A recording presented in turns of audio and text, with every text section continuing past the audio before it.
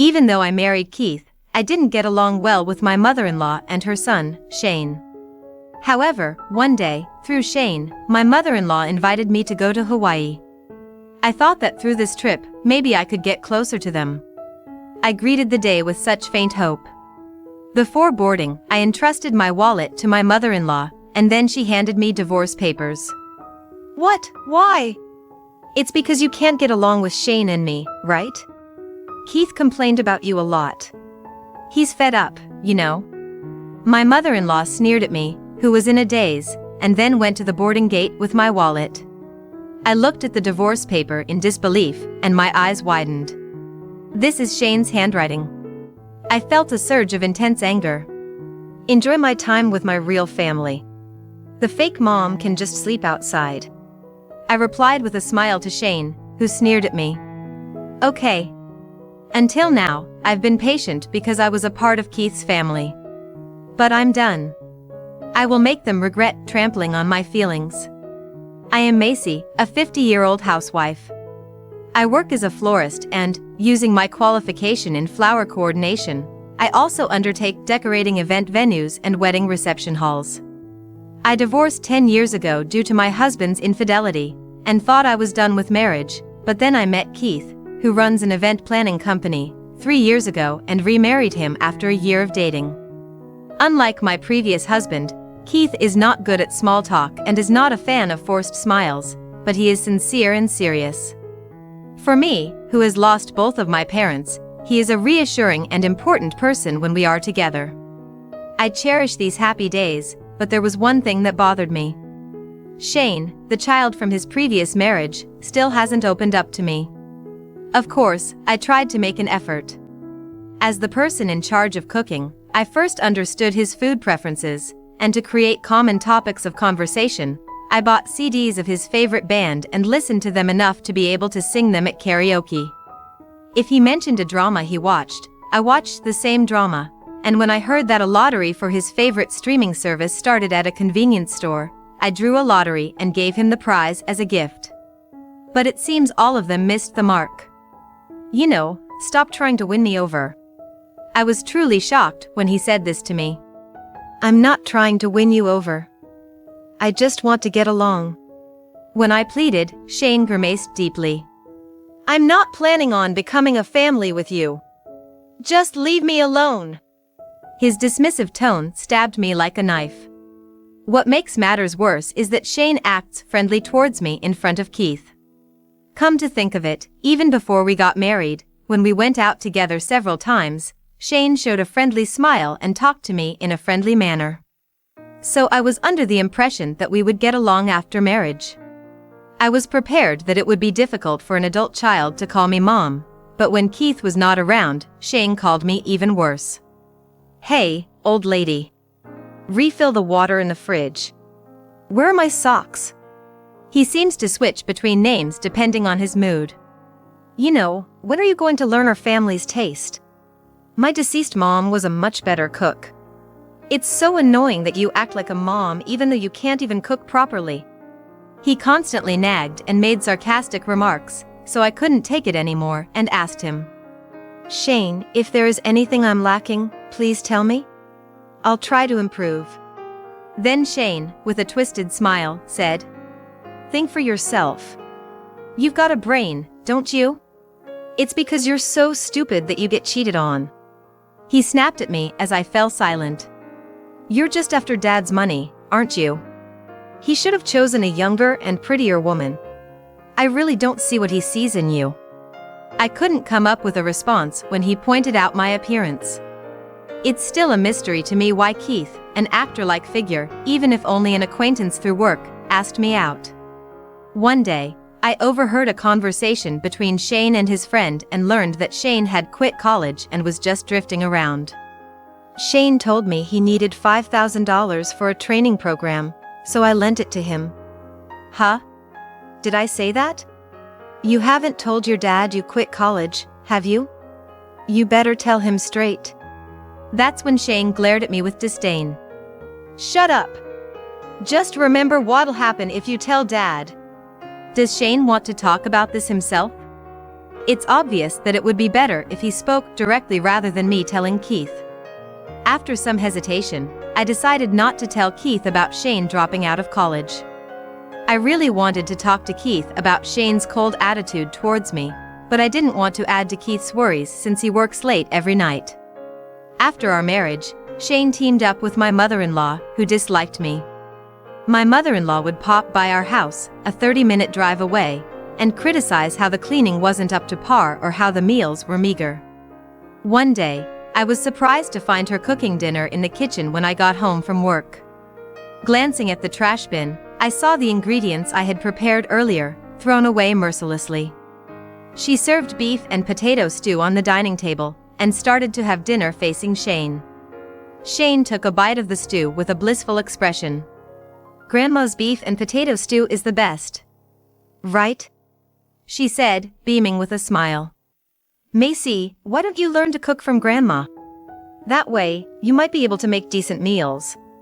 Poor Shane and Keith, having to eat terrible food every day. Leaving your husband and son to fend for themselves while you work all day, that's not what a good wife does. Keith is just too kind, letting you take advantage of him. If Grandma's house was closer, I'd go there for dinner every night. I just couldn't comprehend her nerves, throwing away someone else's food and bad-mouthing others while enjoying a meal. And I only work part-time, so I get home in the early evening.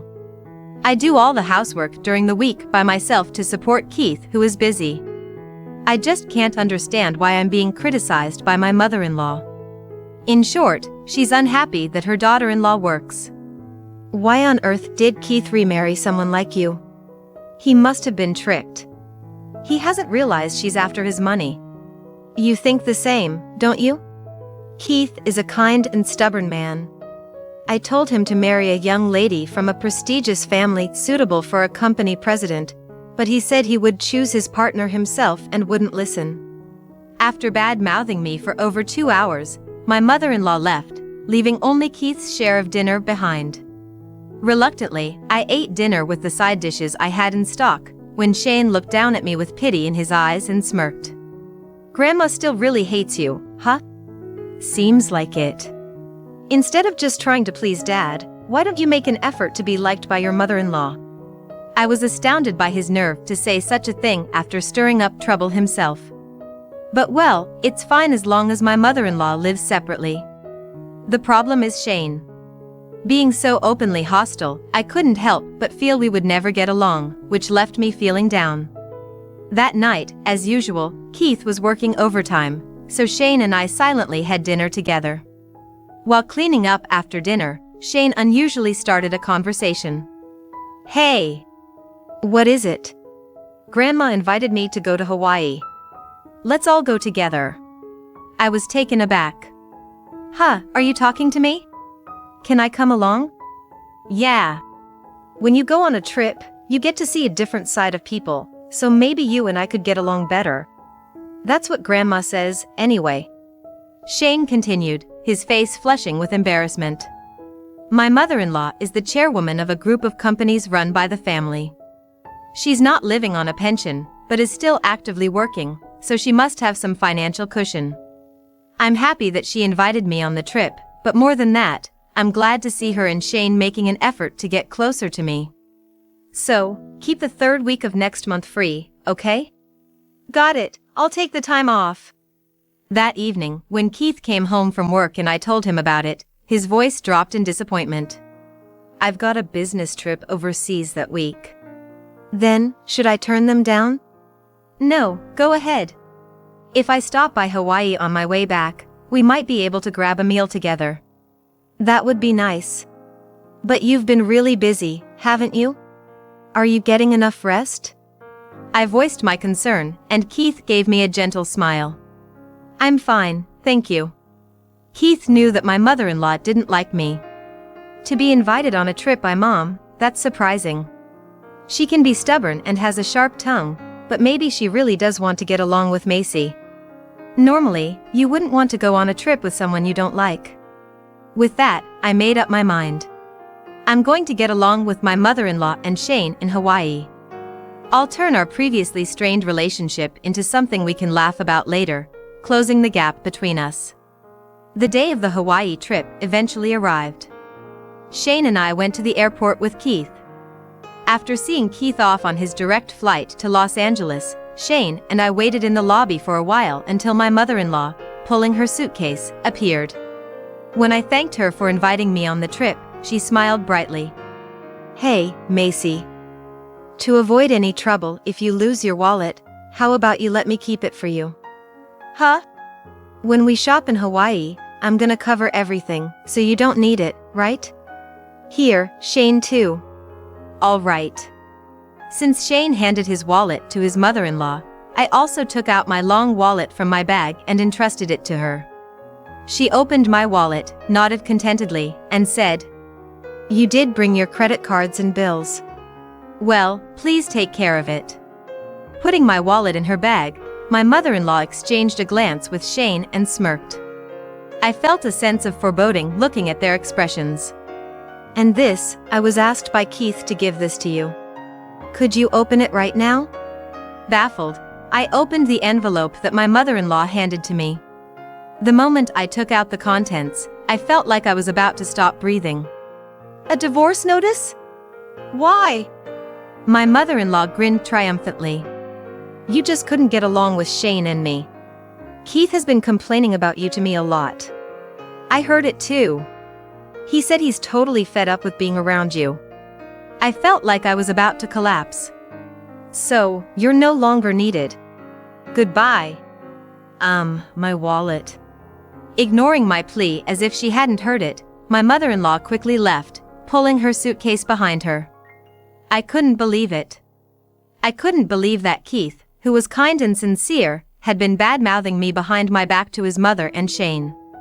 Staring at the signature on the divorce notice, my eyes widened in realization. This is Shane's handwriting.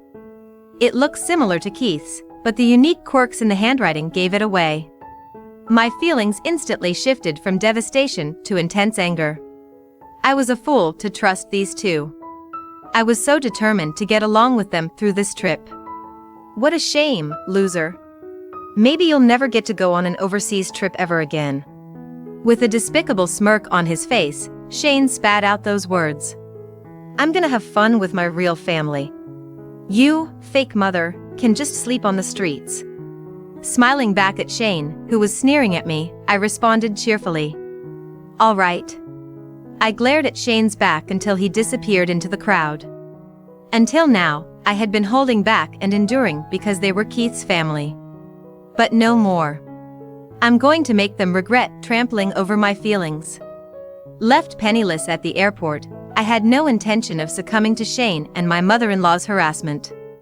I used the transit card app on my cell phone to take the train and calmly went home. Shane commutes to university by bicycle, and the only functions my mother-in-law uses on her cell phone are messaging and calls. So they must have overlooked it. When I got home and my anger had somewhat subsided, I made a phone call to a certain person. After that, I spent some time spacing out on the sofa. It was a pity that the trip to Hawaii fell through, but I could go anytime I set my mind to it. Besides, there was no way it would have been fun with such mean-spirited people. Comforting myself with these thoughts, I spent the day reading books and watching dramas online, taking it easy. Come to think of it, this was the first time I had been alone since getting married. Even when Keith was away on business trips, Shane was around, and my mother-in-law would drop by unannounced, so there was always someone at home. The trip may have been ruined, but I could spend the entire week alone, doing whatever I pleased without having to see Shane or my mother-in-law. In a way, this was a luxurious vacation. The next day, after finishing my chores early, I went out to see a movie and enjoyed shopping at the mall. In the afternoon, while I was drinking tea and watching TV at home, my cell phone suddenly rang. I had been expecting this call around this time. Not wanting to answer right away, I ignored it for a while, but then the message notification sound kept ringing one after another. Annoyed, I finally answered the phone reluctantly, only to be shouted at by Shane. "Hey, old lady, get to Hawaii right now." "What? Don't be ridiculous." "The sound from the TV? Are you at home?" Grandma snatched my wallet and cards. How the hell am I supposed to get back? I have a transit app installed on my phone. It has my credit card information, and honestly, I'm not having much trouble. Well, fine, just get over here. Did something happen? Shane, clearly agitated, responded with a rough tone. I had a reservation at the hotel's 3-star restaurant, but they wouldn't let me in. Oh really, why not? I deliberately ask, feigning ignorance. That damn owner said, unless Miss Macy is accompanying you, I'm afraid we must refuse service. Can you believe that? So, you missed out on the beef fillet steak? That's a shame. The night view from the 36th floor is fantastic, and the meat is so tender and delicious. I couldn't help but laugh as I spoke to the ranting Shane. He was clearly not over it yet. Even if I try to go to the other restaurants inside the hotel, the staff turns me away right at the door. The hotel staff is even whispering about us in English. It's so uncomfortable. I had no choice but to go out to the convenience store with Grandma, and we ended up having banana juice for dinner. There's a supermarket outside the hotel, right? You know your stuff. Shane muttered suspiciously, but quickly got worked up again. Damn it! Why do I have to come all the way to Hawaii to be fed banana juice? Grandma got so angry she raised her blood pressure and had to lie down. This is all your fault. I'm sorry, okay?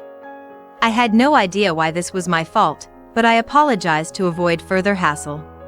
It's your fault, so you should compensate us for the hotel and meal expenses. We had a terrible experience because of you, so it's only right that you pay. I couldn't help but laugh at this turn of events. All right, fine. Wait, really? Yes. However, you'll need to repay the $5,000 I lent you first.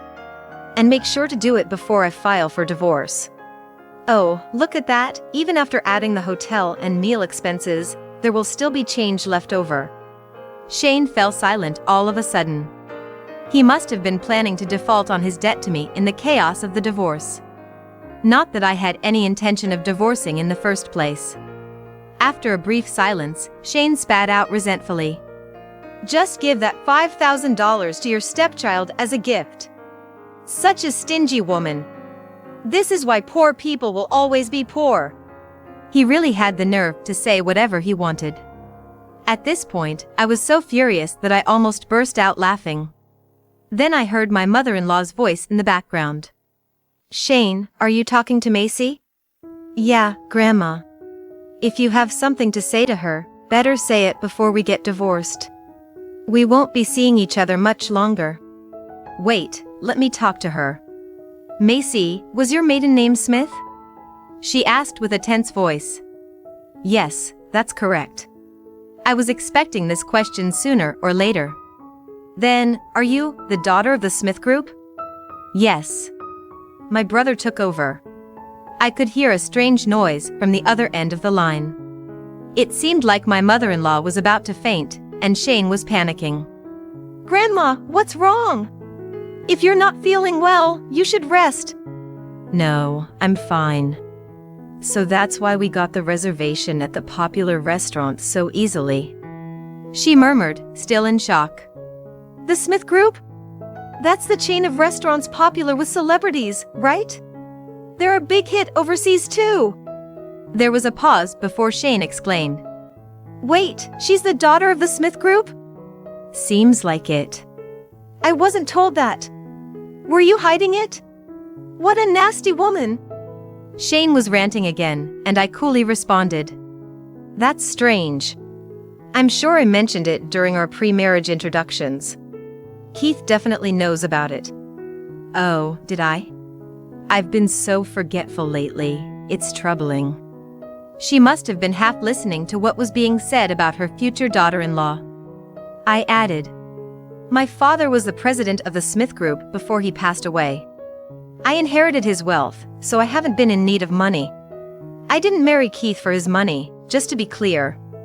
Oh, I see. Then why are you working as a florist? You could live off Keith's earnings. A wife should quit her job and devote herself to her husband and children. That's right. Oh, in that case, I'll take that $5,000 back. Man, I should have asked for more money from a rich person like you. I missed an opportunity there. Both my mother-in-law and Shane seemed shocked at first, but quickly reverted to their usual selves, throwing snide remarks my way. The money I lent to Shane, I expect it to be returned. That's a separate issue, isn't it?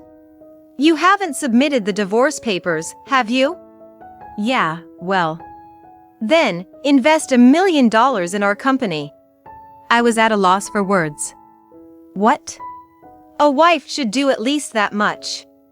To you, it's just pocket change. I can't do that, no way. Even if I had the money, I couldn't give it to you. When I firmly declined, my mother-in-law, who had been whining in a coddled voice, suddenly turned aggressive. What's wrong with you, stingy woman? Don't you even want to be useful? I feel sorry for Keith for marrying someone like you. My mother-in-law started talking nonsense. Fine, when Keith comes to Hawaii tonight, I'm gonna fill his ears with all sorts of bad stuff about you. He's gonna despise you and want a divorce.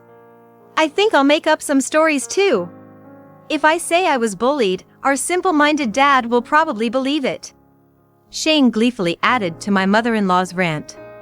If you won't give us the money, we don't need a snotty daughter-in-law like you. I'll just tell Keith that you wrote the divorce papers yourself. He's the serious type. He's scary when he's mad. I'm looking forward to tonight. You don't have to wait until tonight. I've been listening here all along. Keith said to his mother over the phone, and the two of them were silent. Eh? Keith, you were supposed to join us after your business trip. You said you were working until yesterday and would arrive in Hawaii tonight. My panicked mother-in-law and Shane were taken aback as Keith responded. I got an image of the divorce papers from Macy, so I was surprised and called her back right away. I heard the story but was skeptical, so I rushed to finish my work and flew back home to listen to Macy and your conversation. Eh? Dad, you're misunderstanding something. Grandma and I were the ones being treated horribly by her, Shane said, trying to sound sweet again. Keith cut him off sharply. It's too late now. I've been listening to the whole conversation on speaker. Who's the horrible one here? It's Macy's fault for complaining. What a nerve, she even prepared the divorce papers for us out of kindness, my mother-in-law retorted. Oh, that's right. You two are flying back tomorrow, aren't you? I've already informed the police, I added. Police? Why? We haven't done anything wrong. Shane, you filled in the husband's section of the divorce papers, right? That's a forgery of a private document. You're getting arrested. My line sent the two of them into turmoil, starting a blame game over the phone. Hey, Grandma. If I knew we'd get arrested, I wouldn't have done it. What are you going to do about this? That has nothing to do with me.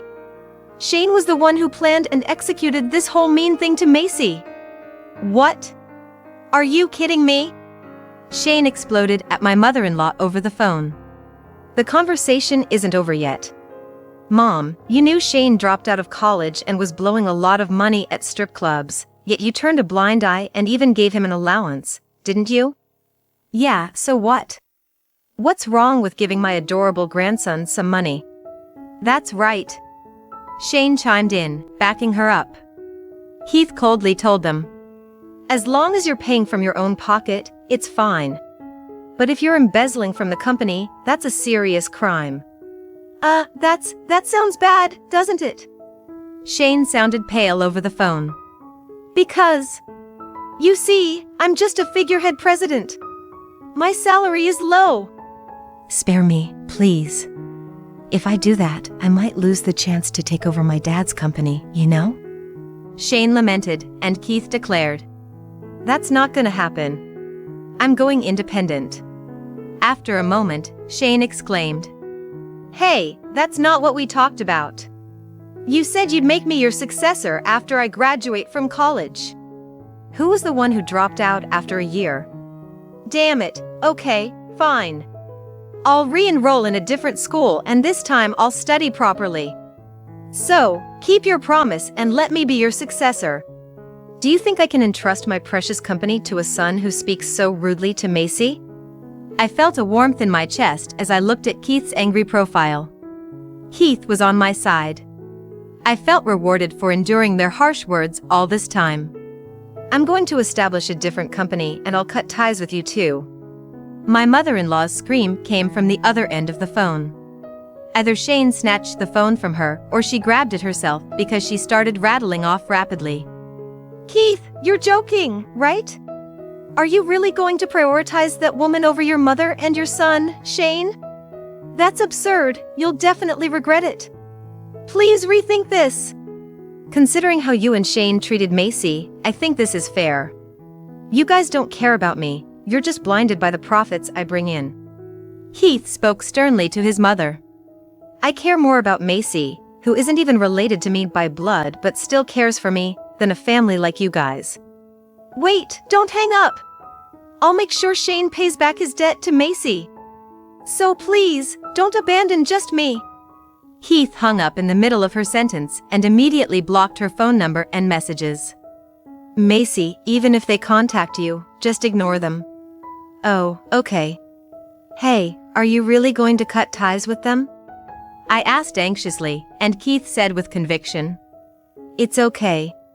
As I told my mom just now, I have no intention of getting along with a son or a mother who talks rudely to Macy. I'm sorry for making you endure it for so long. I was too caught up in work, and I know it was hard for you to talk to me. No, it's okay. From now on, I will support Keith in place of your mother and Shane. Keith smiled gently at me. It seems that after my mother-in-law and Shane returned to Japan, they intended to stay in a hotel for a while to evade the police. However, Keith informed the police about my mother-in-law's favorite hotel, so they were caught quite easily. This time, since I noticed the forgery and didn't submit it to the office, it was only attempted forgery of a private document, and since it was their first offense, they were sent home after a stern warning. However, the news of their arrest spread throughout the neighborhood, and my image-conscious mother-in-law could no longer go outside. Also, since she embezzled company funds, she was removed from her position as president while they were traveling, and she became unemployed. When relatives went to check on my in-laws' house, they found my mother-in-law in filthy pajamas, holed up in a dark room, a far cry from her fashionable days. It was also discovered that Shane had borrowed money not only from his mother but also from several relatives to fund his nights out at strip clubs. Since everyone in the family knew that Keith had cut ties with them, they demanded their money back immediately, fearing they might get cheated. To prevent Shane from running away, one of the relatives decided to let him live in their house and work as a handyman at their company. They would take his salary before giving it to him and use it to repay his debts. Shane was under constant surveillance by his relatives, a thorn in his side. At work, he was bossed around by employees younger than him, bowing his head and asking for work. As he promised, Keith started his own company with a few trusted subordinates.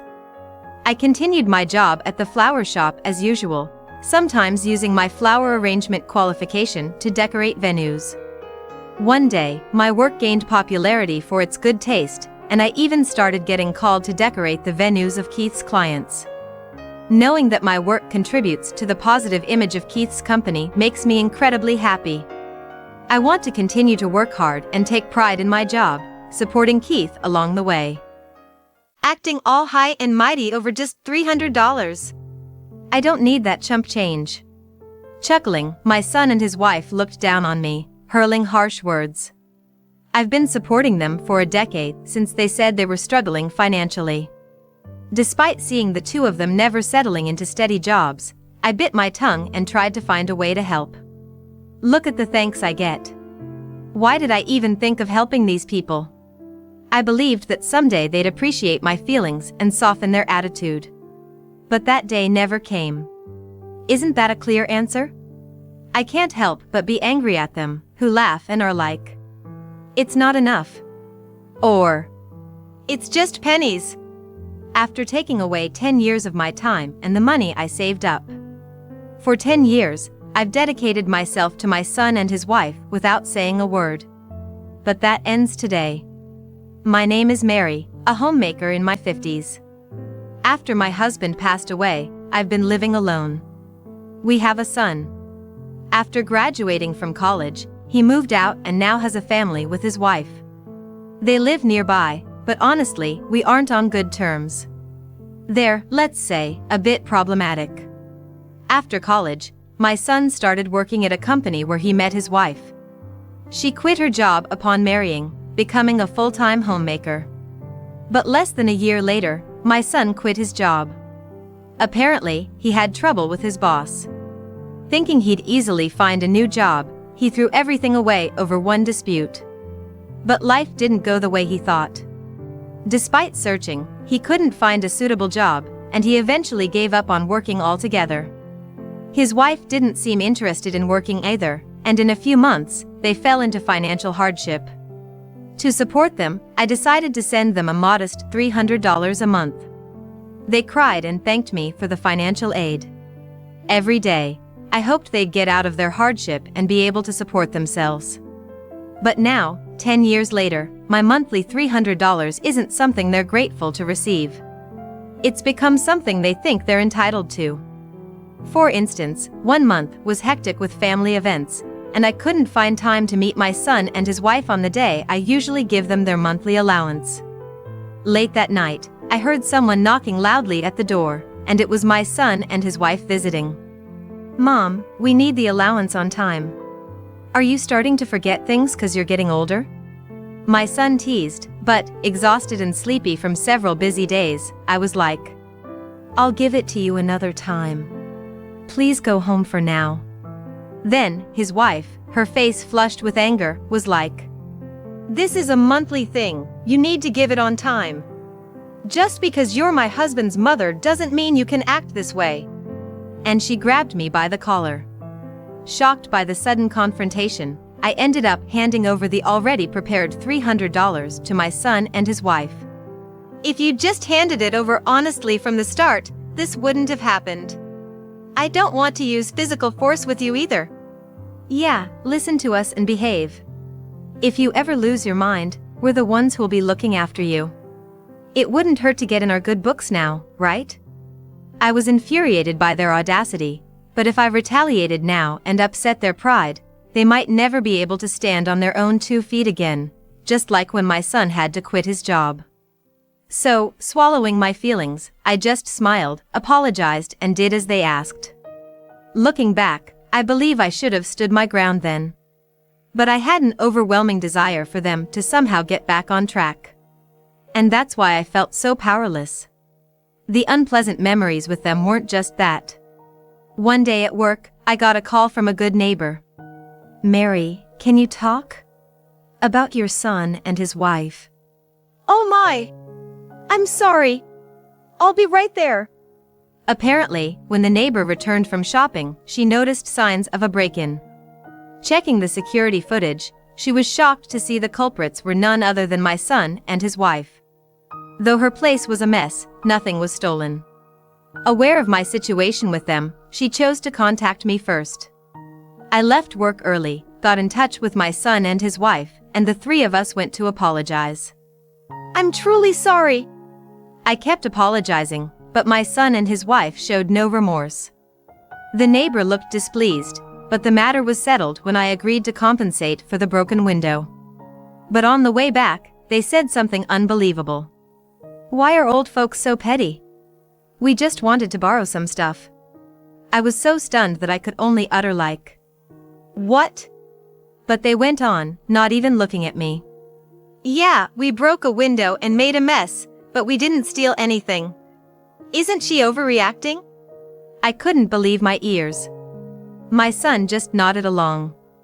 I just couldn't grasp what on earth they were talking about and was silent the whole time, seeing the scene unfold before my eyes. I should have definitely spoken my mind to them without getting scared.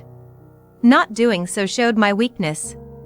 Still, from then on, I noticed their increasingly aggressive behavior, but fortunately, they didn't cause any major issues except for that incident with the neighbor. So, I continued to provide for them, hoping they'd one day be independent. When they asked for something, I'd buy it if I could afford it. My son wanted gadgets to socialize with his friends. His wife wanted luxury brand items so she wouldn't feel inferior to others. Their demands escalated, and they began to rely on me for everything. Even on my days off, they'd call me over to do household chores. I started working tirelessly. They started asking me more than just money. Living requires money. They had neither the means nor the will to earn their own, so I had no choice but to support them. No matter how tired I was, I committed to my job and did any chores they asked, even if I was exhausted. As a result, I was worn out. Dark circles formed under my eyes, my skin got rough, and dizziness became a regular companion. My son and his wife laughed at me and were like, "You look like a monster." Moreover, his wife pointed a finger at me and was like, "She's given up on being a woman." I didn't even have the energy to fight back against such harsh words. I had a gut feeling that I was reaching my breaking point. But I believed that if I didn't keep going and working, both their lives and mine would fall apart. So I did my best, pushed through, and somehow managed to keep going. Truth be told, I had wanted to lean on someone, cling to them, and just give up a long time ago. One day, as I was doing chores at my son's house, a minor incident triggered a fight. Because I was exhausted and on edge from many days of strain, every little action of theirs irked me. His wife then made a snide comment. "Acting all high and mighty over just $300. My son, falling for her words, was like, "We don't need such chump change," and handed back the $300 I had dutifully given them that day. They were like, "If you're gonna give us money, bring a decent amount." Mocked and looked down on me. Those words lit a fire in me. Fine. I'll stop then. Without thinking of the future or considering their feelings, the words just spilled out of my mouth. They both tilted their heads in confusion, but when I started packing my things to leave, they burst out laughing. "Come on, Mom. Stop joking. If we left you, you'd be all alone. You wouldn't have the guts to live on your own without your precious son and his wife." "Mary, when did you become such a joker? That joke wasn't funny at all. You had me worried for a second there." They thought I was just speaking out of frustration and wasn't serious about stopping the financial support. They continued to taunt me. "If you've got the guts, go ahead. But if you do, we'll cut ties with you. Think you can handle being all on your own?"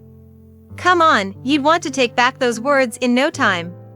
There's no way your stubborn mom could do something like that, right?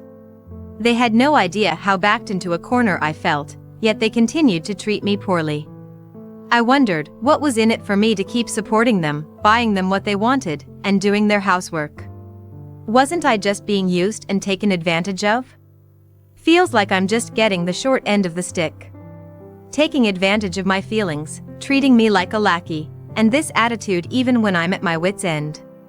They might be family in name, but with the way they were acting, I couldn't see them as such. "I'm serious.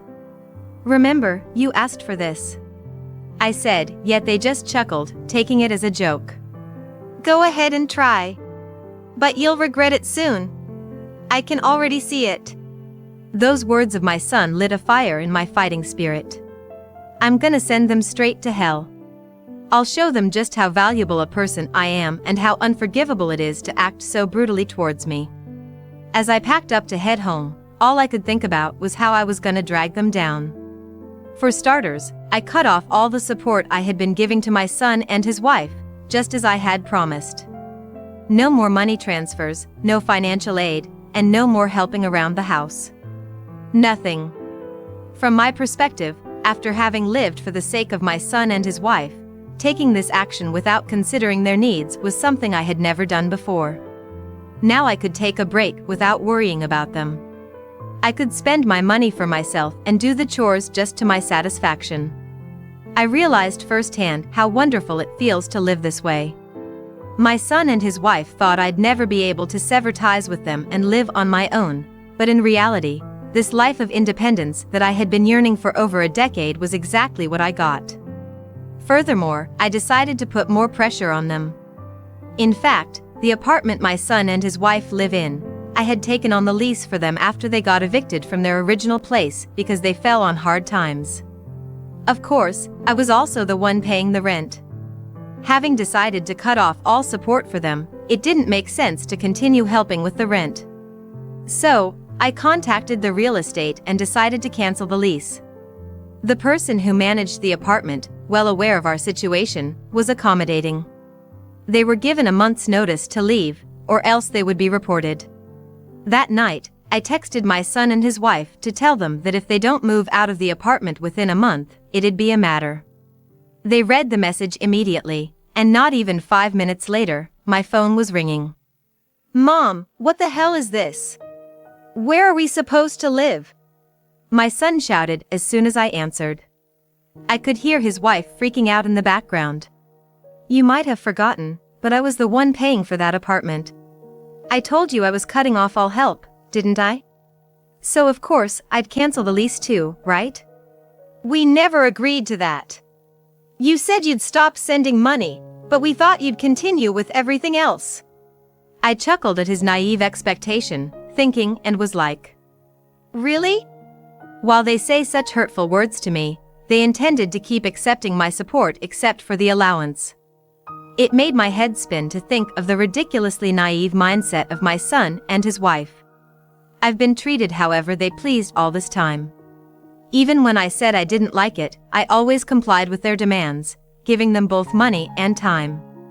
All of it, was out of a somewhat selfish wish of mine, hoping they'll eventually stand on their own 2 feet. But I was wrong.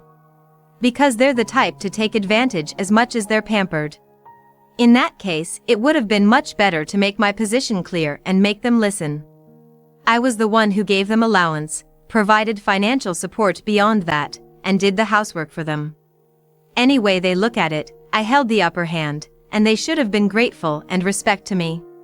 Yet, they treated me with complete disrespect, like I was some kind of servant, a mere tool, an ATM, using me however they liked, and then, to add insult to injury, they even laughed at me when I was at my wit's end. Why did I try so hard for such an insane couple? Even when they treated me unfairly, I kept my mouth shut and let them have their way. Doing all that, they never reciprocated my feelings. Instead, they just kept taking advantage of me. Only when I reached my breaking point did I realize how lowly and selfish they truly are, and how they never really saw me as family. They might have seen me as a tool, but never as family, not even a bit. Why didn't I realize this sooner? Why did I continue to give my all until I felt so overwhelmed? Why did I keep believing in them? Looking back, my past actions seem pitiful. Believing that one day they'd stand on their own, I tirelessly supported them. But all that meant nothing. As I regret the past, my anger towards them wells up. I need to give them a piece of my mind. I won't be satisfied until they admit their wrongs and apologize. Feeling this way, I spoke up again. I'm gonna stop the allowance but continue with the other support? What are you thinking? That's not gonna happen. At my words, my son tried to interject like, but I cut him off. No buts. You get me? Your lives have always depended on me. If you upset me just once, if I ever felt like not helping you, you'd be done for. Lucky for you, I'm naive enough to keep hoping that maybe one day you'll be independent, that perhaps one day you won't need me to get by. That's right, Mom is kind. That's why you're not really gonna abandon us, right? You just said those things in the heat of the moment, and now you can't take them back, so you're doing this, right? It's okay, we forgive you. Let's try to be a family again, okay? Don't be stupid. I've come to my senses. Despite all the support, you guys don't even want to be independent, do you? You just want to keep living comfortably on my dime, don't you? Trying to backpedal, my son responded. That's not it. We did want to be independent. But we can't. We don't even feel like looking for jobs. My wife feels the same. We did our best in our own way. But it was just impossible. Almost laughing at his response. How dare they say they did their best in their own way? I've been keeping an eye on my son and his wife for several years. Neither of them seemed to be making any effort to find jobs or live frugally. They were just living comfortably off me every single day. How does that translate to they tried our best in their own way? Listen, Mom. We're really grateful for everything you've done. I mean, we couldn't put it into words, but you've always gone above and beyond for us. We always knew that we're able to live because of you, and that we'd be lost without you. So, why don't we try again? You need us too, right? Are you kidding me? I don't need you. On one hand, there's a guy who's still stuck on some trouble he caused 10 years ago, never settling into a steady job and just being a layabout. And on the other hand, there's a woman acting like a stay-at-home wife, never admonishing or supporting her husband, just doing whatever she pleases. You think I need folks like you too? You couldn't be more wrong. Do you have any idea how much I've had to endure because of you too? Day in, day out, working to make money for you, and even when I'm not working, I'm doing chores for you. There's no way that isn't tough. I've come to realize that I'm not naive enough to want to be family with you too after all that. Don't say such harsh things, Mom. We need you. Without someone like you supporting us all the time, we'd... Despite my words, my son kept insisting on his perspective without paying any heed to mine. As I was wondering what to do next, I suddenly heard a shout like, "Give me that!" And then his wife came on the line. "Mary! To be honest, I've been frustrated with my husband's selfish behavior too. Most men go out, work, and support their family, but he just wanders around, not working for my sake. Every day I regret marrying him. I feel just as wronged as you do. I'm a victim too. Please, help me, even if it's just me. I can't do this without you." Then, out of nowhere, his wife tried to abandon him to save herself. Stunned by her audacity, she continued, "I'll do anything you need me to, whether it's housekeeping or anything else. Use me however you want. Please, Mary, don't abandon me." After those words, I could hear the couple arguing again over the phone and struggling to take control of the call. Annoyed by the noise, I frowned, and then it seemed like the phone got knocked out of hand and got disconnected. Days passed without a call back from them. Apparently, their relationship deteriorated significantly after that incident, and they decided to divorce and go their separate ways. They blamed each other and even started fighting over money. The dispute went on until they finally got divorced. After the divorce, both tried to contact me, but by that time, I had already blocked both of their numbers, so I never heard from them. My son started working day and night at a factory job, barely making ends meet. On the other hand, his ex-wife tearfully ran back to her parents' house and confessed everything. They reprimanded her severely. She came to apologize, escorted by her parents, but she cried so much that I couldn't understand what she was saying. Since then, I've been living for myself. For 10 long years, I had been bound by their presence and never had a moment to cherish my own time. Living a life centered around myself felt incredibly refreshing and irresistible. Although I ended up alone without them, I found comfort in that. I have no idea what the future holds. There might be a time when I won't be able to live just for myself. But for now, I think I'm just gonna live for me.